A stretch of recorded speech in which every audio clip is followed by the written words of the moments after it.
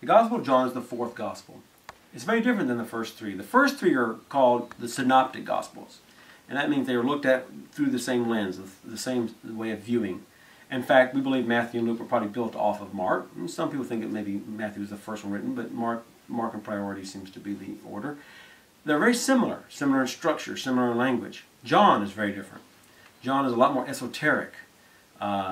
John starts off talking about love and love's relationship to the world, whereas the others start talking about Jesus being born, and the other one of the ministries and baptisms of Jesus. John's ministry is one that is really dealing with metaphysical issues, while at the same time dealing with the concrete issues of who Jesus is and why he came to this earth. The key things in John include the themes of manna from heaven, a theme from the Old Testament Exodus period. So once again, John, just like the others, ties the story of Jesus back to the Old Testament. He talks about the serpent being lifted up in the wilderness, the Feast of Tabernacles, the light of the world, the living water. All of these are themes that are important in the Old Testament, but now are imported to Jesus as the person.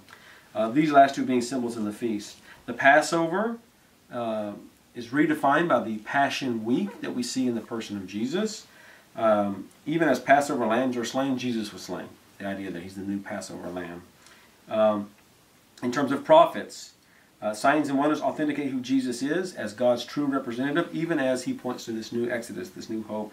And of course, the theme of the temple is important because Jesus is going to make the temple obsolete, and that his life, death, burial, and resurrection is going to conquer and rent the temple curtain and conquer the division between God and mankind. Continuing the key themes, one of the important things is the I am statements that you find. And you'll see them, they're listed on the PowerPoint. Jesus says, I am the bread of life. I am the light of the world. I am the door for the sheep. I am the good shepherd. I am the resurrection and the life. I am the way, the truth, and the life. And I am the true vine. Well, all of these things in their own rights are powerful statements. To talk about bread is a very important thing in the ancient culture. And its nourishing ability and its ability to keep you alive. Light of the world, all of them have their important things. But just the phrase itself, I am, is even that much more important because its root is in the Old Testament name of God, Yahweh. And when Yahweh met Moses on the mountain, what did he say? When Moses asked his name, he said, I am who I am, or I am that I am. I am the I am. And so Jesus, using this phrase over and over again, it would have been very recognized by the people of his day. He was making an association with the divine that would have been seemingly inappropriate, except for the fact that he was divine. And so Jesus is making a bold claim with these statements, these I am statements. Another theme is Jesus' missionary task. You see, Jesus teaches that he was sent by God.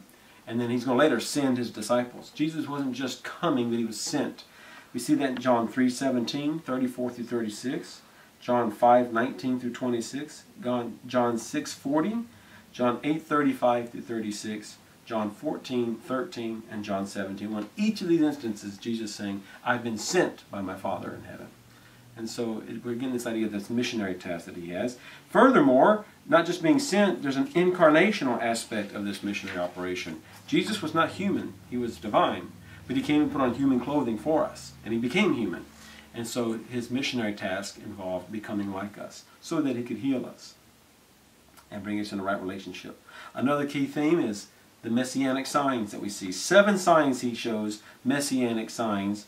Water into wine at Cana, healing the official son, healing the invalid, feeding the multitudes, healing the man born blind, raising Lazarus, and resurrection of his own body.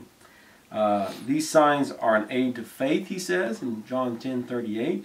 These signs are not to be demanded, though. Jesus wasn't a magician or a parlor trick person, but he was a God. He was God's son. And so he doesn't want you to sit around and command him to do these tricks. Those who hear and believe are blessed not based on signs, but by their faith.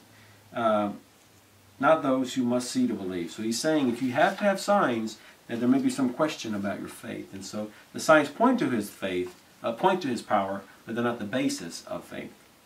Other key themes continue is the idea of new creation.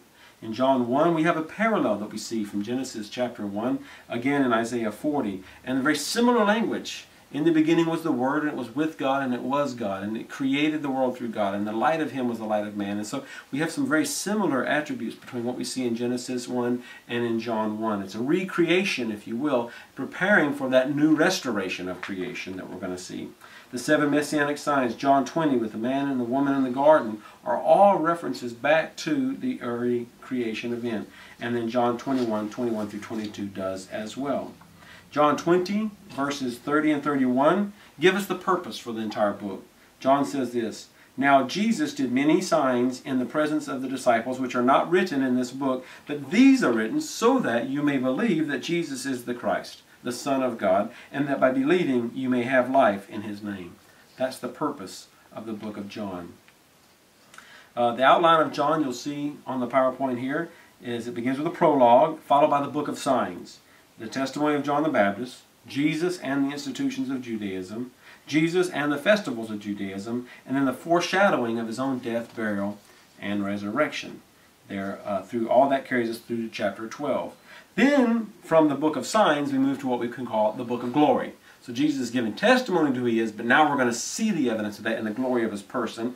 And through the events of the Passover meal, the farewell discourse, through his own personal passion that takes place in 2 chapters, chapters 18 and 19, and then of course through the resurrection and then the post-resurrection speeches and events that take place. And then finally the epilogue, chapter 21 kind of gives us a conclusion of the events that has taken place. The Gospel of John, like I said, is one of those metaphysical works, but it has got the essence of the gospel message in it.